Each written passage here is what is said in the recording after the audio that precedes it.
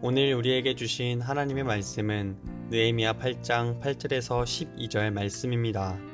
하나님의 율법책을 낭독하고 그 뜻을 해석하여 백성에게 그 낭독하는 것을 다 깨닫게 하니 백성이 율법의 말씀을 듣고 다 우는지라. 총독 느헤미야와 제사장 겸 학사 에스라와 백성을 가르치는 레위 사람들이 모든 백성에게 이르기를 오늘은 너희 하나님 여호와의 성일이니 슬퍼하지 말며 울지 말라 하고, 느헤미야가 또 그들에게 이르기를 너희는 가서 살진 것을 먹고 단 것을 마시되 준비하지 못한 자에게는 나누어 주라.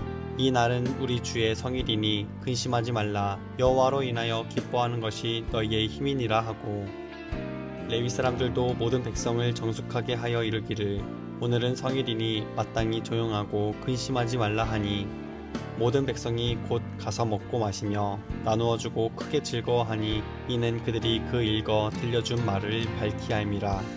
오늘 이 말씀에 많은 은혜 받으시기 바랍니다. 2007년에 한 기독교 계통의 방송국에서 특별한 강연을 마련했습니다. 그 강의의 제목은 빵만으로는 살 수 없다라는 제목이었습니다. 우리가 제목을 보면 어떤 의미로 또 어떤 주제를 다루는지를 우리가 쉽게 알 수 있는 그러한 제목입니다. 강의자는 이어령 교수셨는데 이 강의의 제목을 이렇게 정한 이유를 그는 이렇게 설명합니다. 빵만으로는 살 수 없다. 이 문장은 완성된 문장이 아니고 그 뒤가 비어있는 문장입니다. 빵만으로는 살 수 없다면 과연 어떤 것이, 무엇이 더 우리에게 있어야 하는가? 우리가 정말 바람직한 인간으로, 또 다른 사람이 볼 때 좀 인정받을 만한 사람으로, 또 우리가 지금 2월달에 다루고 있는 주제, 정말 택하심을 받은 그릇으로 우리가 살아가려면 어떤 인생을 살아야 하는가 하는 이제 문제를 다룬 그러한 아주 강의였고, 또 좋은 반응들이 있었던 것을 기억합니다. 우리말 성경은 예수님의 오병이어의 기적을 전하면서 이 빵이라는 단어를 떡으로 번역합니다. 요한복음 6장에 보면 여기 한 어린아이가 있어서 보리떡 5개와 물고기 2마리를 가지고 있습니다. 예수님께서 떡을 가지고 축사하신 후에 떡을 떼어서 무리들에게 나눠주시죠. 우리가 5,000명에게 나누어주고 보리떡 5개로 먹고 남은 조각이 12광주리, 그러니까 바구니에 가득 찼기 때문에 오병이어의 기적이라고 부르는 복음서에 잘 알려진 예수님의 기적 이야기입니다. 만약에 강의의 제목을 성경을 따라서 떡만으로 살 수 없다 이러면 거기에 한국 사람들은 이렇게 대꾸한다는 거죠. 그건 당근이죠. 어떻게 사람이 떡만 먹고 살아요? 밥을 먹어야죠. 이렇게 얘기할 수 있기 때문에 빵만으로는 살 수 없다라는 제목을 정했다고 이 교수님은 그 강의에 대해서 그렇게 설명하고 있습니다. 우리는 빵만으로 살 수 없습니다. 우리가 이렇게 고백할 때는 빵 이상의 무엇이 있어야 살 수 있다고 성경이 강조하는가를 돌아보아야 할 것입니다. 예수님께서 공생애를 시작하기 전에 하나님의 사람으로, 하나님의 아들로 그가 목회하기 전에 그때 시험 받았다고 복음서는 우리에게 알려줍니다. 시험들을 기억하시죠? 사단이 예수님을 시험합니다. 내가 만일 하나님의 아들이여거든 내 앞에 있는 이 돌들로 하여금 떡이 되게 하라, 빵이 되게 하라. 이것이 시험이었습니다.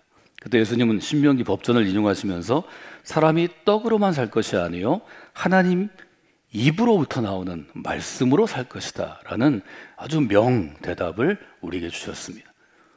이것을 만약에 우리가 뜻을 모르고 입술로만 이것을 인용한다면 그것은 종교인의 대답이 될 것입니다. 거기에는 능력이 없습니다. 그것은 울리는 꽹과리와 같은 것이고 녹음되어진 음성 파일과 같은 것입니다.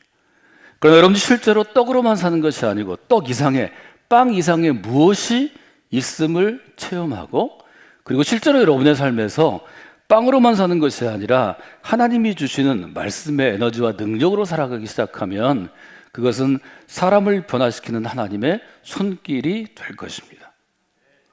여러분이 믿음 생활을 하면서 믿음의 공동체와 동행하면서 그 경험을 반드시 하셔야 합니다.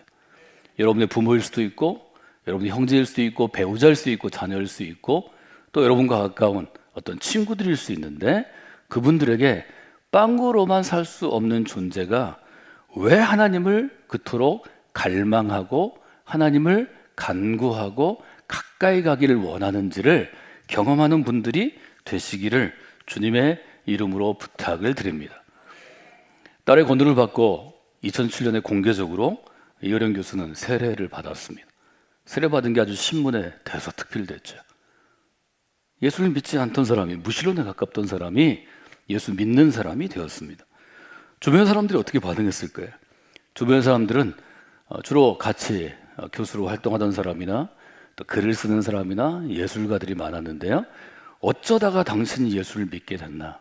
이렇게 질문했다고 그럽니다. 그 주변에 안티크리스천, 예수님을 이웃집 강아지 부르듯 하고 교회 다니는 사람들을 우습게 여기고 아주 나약한 자들이 교회에서 믿음에 혹은 종교에 기대고 있다고 생각하는 안티크리스천들이 많았는데, 이분들은 이 교수를 만나면 어쩌다가 네가 예수쟁이가 됐어? 이렇게 물어보면서 아주 경멸하는 눈빛으로 봤다고 그럽니다.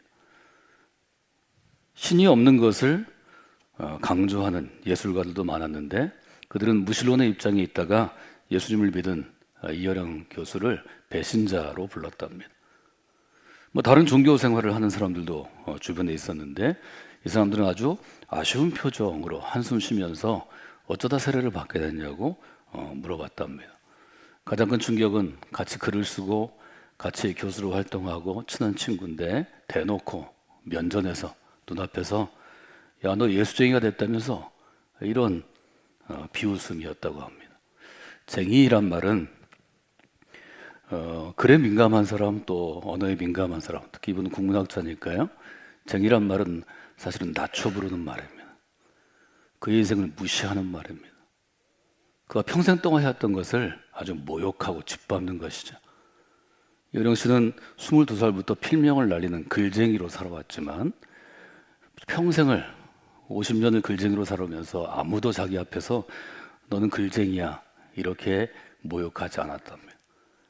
예수 믿기로 작정하고 그리스도의 사람이 된다고 이야기한 다음부터 내 가까운 사람이 예수쟁이라고 그에게 모욕을 줬다는 거죠. 그때 이효령 교수를 붙잡은 것은 복음서의 말씀, 예수님의 말씀이었습니다. 너희가 내 이름으로 말미암아 모든 사람에게 미움을 받을 것이다. 그러나 끝까지 견디는 사람은 구원을 얻을 것이다. 마태복음 10장의 말씀입니다. 여러분의 신앙이 믿음 안에서 꽃피는 생명의 나무가 되기 위해서는 이처럼 모욕을 받을 때 여러분을 지키는 말씀의 능력이 있어야 합니다. 사람이 빵만으로 살 수 없는 것처럼 예루살렘 백성들도 성벽이 재건되는 것만으로 살 수는 없었습니다. 1절로부터 8절이 이 점을 잘 보여줍니다. 예를 들어서 돌아가신 이 교수 주변의 사람들은 예수 믿는 것을 비웃거나 모욕하거나 무시하거나 아니면 의아해했습니다. 그러나 이스라엘 사람들은 반응은 어땠나요? 느헤미야 8장 1절로부터 6절, 크게 보면 8절까지에 보면 느헤미야 사람들은 에스라를 찾아가서 율법책을 청했습니다. 이른 아침부터 한낮까지, 새벽부터 정오까지 귀를 기울여 율법책에 청종했습니다. 들었습니다. 율법책을 펼 때 그들은 일어서서 그 율법책을 대했습니다. 청하다, 귀 기울이다, 일어서다. 오늘 우리가 살펴봐야 할 것은 과연 이 사람들이 에스라가 그들에게 전해주는 율법의 말씀을 듣고 어떤 신앙의 변화, 어떤 신앙의 운동 가운데 나아갔는가 하는 점을 우리가 돌아보는 것입니다. 6절은 이렇게 기록하죠. 에스라가 위대하신 하나님 여호와를 송축하며 모든 백성이 손을 들고 아멘 아멘 응답하고 몸을 굽혀 얼굴을 땅에 대고 여호와께 경배하니라. 8절은 이렇게 에스라가 행한 일을 요약합니다. 하나님의 율법책을 낭독하고 그 뜻을 해석하여 백성에게 낭독하는 것들을 다 깨닫게 하니. 적어도 세 가지 요소가 있었던 것을 우리가 보게 됩니다. 에스라는 특별히 제작한 나무단 위에 서서 율법을 낭독했습니다. 낭독하는 것은 1차적으로 읽는 것입니다. 우리 믿음은 성경을 읽는 것으로부터 시작합니다. 혹은 누군가 성경을 읽는 것을 듣는 것으로도 시작합니다. 리딩은 내가 눈으로 읽을 수 있으면 읽는 것이고, 우리가 글자를 모르는 중세와 같은 시대에 있으면 누군가 목소리 좋은 성직자가 라틴어로 된 성경을 잘 읽어주고 누군가 해석하면 듣게 되는 것입니다. 여기 첫 번째 요소는 낭독하다. 영어로 하면 우리가 reading이라고 볼 수 있습니다. 이때 낭독했다는 것은 실제로 율법책을 읽었지만 포로로 있던 사람들 중에 돌아온 사람들은 히브리어를 모르는 사람들이 아마 있었을 것입니다. 히브리어를 잊은 사람들이 있었을 것입니다. 그 사람들을 향해서는 통역했다는 의미로 유대교 랍비들이 해석했기 때문에 우리 현대어 번역에는 통역했다 이렇게 번역합니다. 두 번째는 해석하는 과정이죠. 율법을 쭉 읽는다고 해서 그것을 우리가 이해할 수 있는 것은 아닙니다. 우리가 이해할 수 있도록 설명해 줘야 합니다. 우리가 마치 지금 성경 공부를 하는 것처럼 이성적으로 논리적으로 추론할 수 있도록 합리적으로 설명해 주는 접근이 필요하죠. 그래서 20세기 후반 또 지금까지 우리는 성경 공부 혹은 성서 연구, 영어로 바이블 스터디라는 용어를 계속해서 쓰고 있습니다. 해석하는 과정이 필요합니다. 제가 지금 여러분에게 해드리는 과정이 해석하는 과정입니다. 설교 전에 성경을 읽는 것은 낭독하는 과정입니다. 우리에게 주어지는 말씀의 첫 단계는 어떤 것인가요? 낭독한 성경을, 통역되어진 성경을 누군가 교사나 설교자에 의해서, 전문가에 의해서 해석되어진 성경을 깨닫는 과정입니다. 이 깨닫는 것을 우리가 영어로 understanding이라고 그러죠. 이해하는 것입니다. 이해한다는 것은 논리적으로 분별하고 그것을 받아들이는 것입니다. 이해하지 못하면 분별하지 못하고 받아들이지도 못합니다. 에스라 율법책을 읽는 과정에 낭독, 해석, 깨닫는 과정이 있다는 거죠.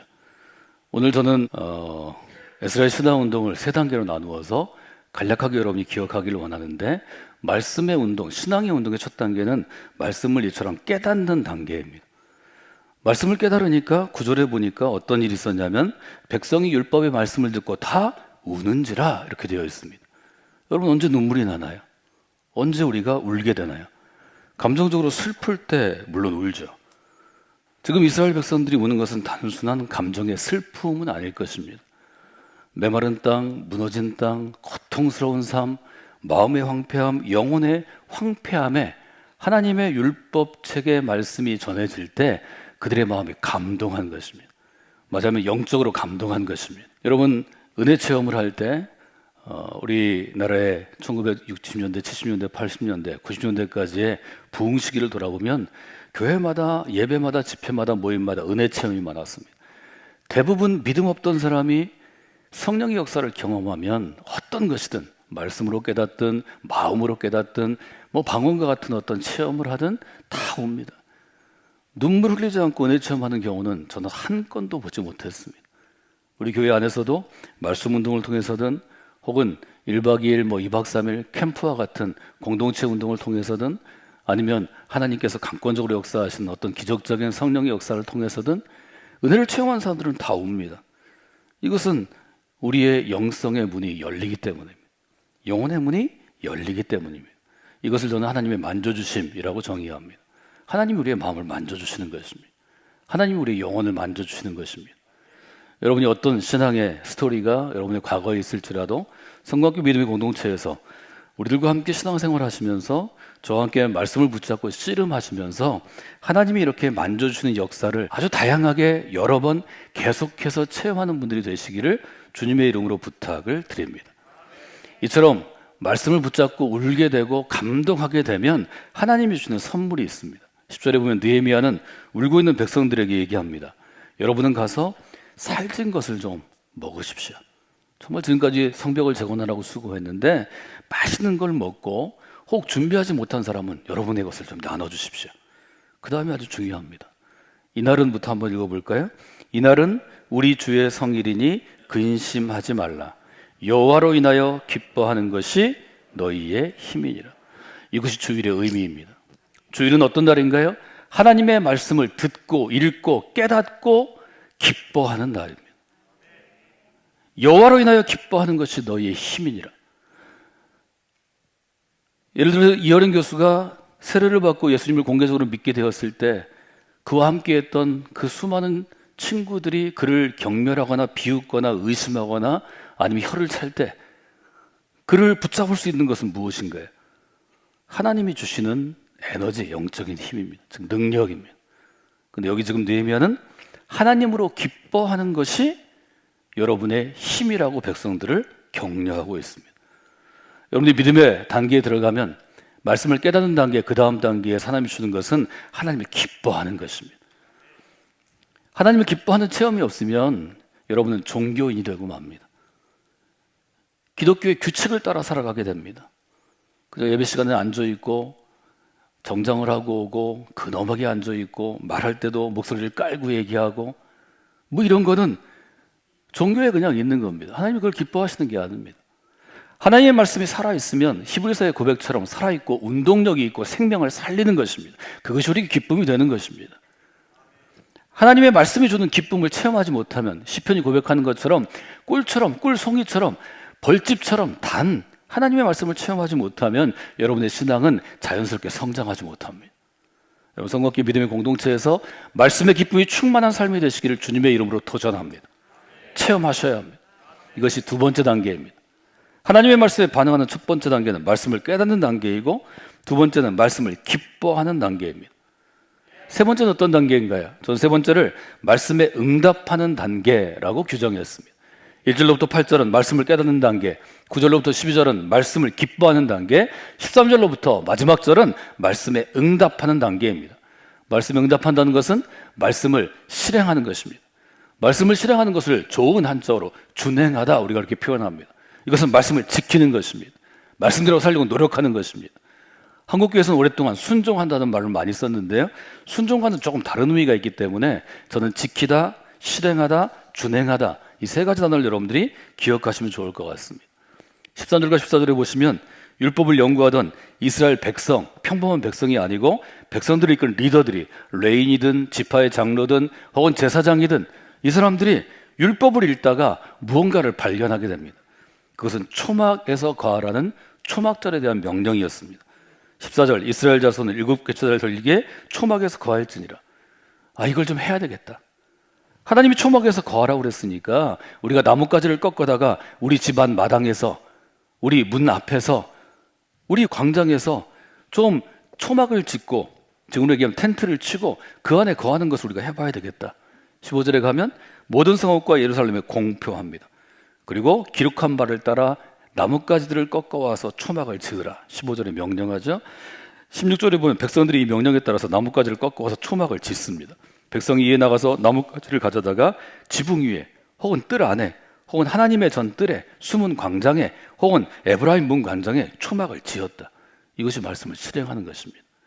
듣기는 하고 말씀을 실행하지 않으면 하나님의 말씀은 꽃이 피지 않습니다.